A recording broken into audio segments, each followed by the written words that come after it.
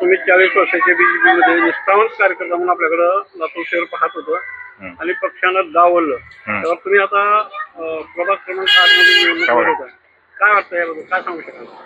मी गेली 40 वर्षे भारतीय जनता पार्टीचं सातत्यानं आणि पक्षावर निष्ठा ठेवून काम करत आलो.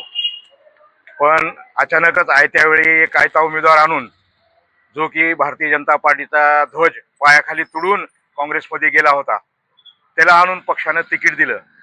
आणि पक्षानं तिकीट दिलं नाही तर त्याच्यासाठी आमच्या निष्ठावंत कार्यकर्त्याचं निलंबन कसं केलं असं ऐकतोय. परंतु त्यांनी निलंबन करण्याच्या पूर्वीच आम्ही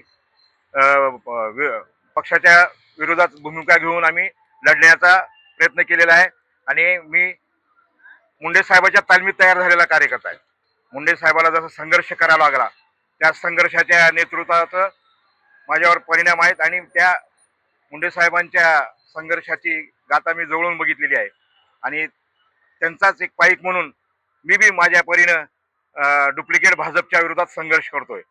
आणि डुप्लिकेट भाजपच्या विरोधात संघर्ष करत असताना जे कोणी विधानसभेला पराभवाला कारणीभूत आहेत पक्षाच्या, ज्यांचा प्रभाग 1600-1700 मतांनी मायनस आहे, अशा लोकांना आमच्या निवडणूक प्रमुखांनी तिकीटे दिली आणि खिरापत वाटण्यासारखं आयात उमेदवारांना पक्षाचे बी फॉर्म जोडले गेले आणि निष्ठावंतांना जाणीवपूर्वक डावलण्यात आलं. म्हणून मी ह्या निवडणुकीच्या मैदानामध्ये खरा निष्ठावंत काय असतो हे दाखवून देण्यासाठी मी या मैदानात उतरलेलो आहे.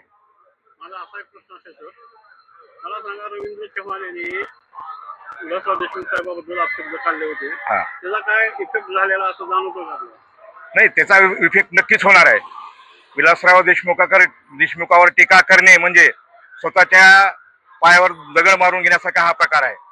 आणि ज्यांना लातूरचा इतिहासच माहित नाही असले लोक येऊन, कोण तो प्रदेशाध्यक्ष का असणार आणि भाजपचा कुणी का असणार, असल्या लोकांनी इथं येऊन बोलणं म्हणजे लातूरकरांचा अपमान केल्यासारखं आहे.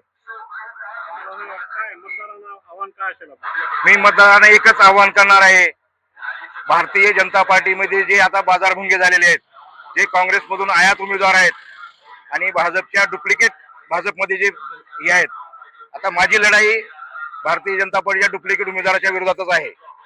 आणि मी मतदारांना आवाहन करतोय, अहोरात्र पक्षासाठी झटणारा, अहोरात्र मेहनत करणारा कार्यकर्ता, निष्ठावंत भाजपा कार्यकर्ता तुम्हाला हवा आहे, डुप्लिकेट रात्रीतून पक्ष बदलून उमेदवाराला उभारलेला कार्यकर्ता हवा आहे. मी सर्व नागरिकांना आवाहन करतो की अशांना बाजूला सारून निष्ठावंत भाजपाचे कार्यकर्ते कोण आहेत ते ओळखा आणि त्यांच्या पाठीशी आपली ताकद उभी करावी व त्यांच्याकडनं हवा असेल ते काम करून घ्यायची मी त्यांना ग्वाही देतो.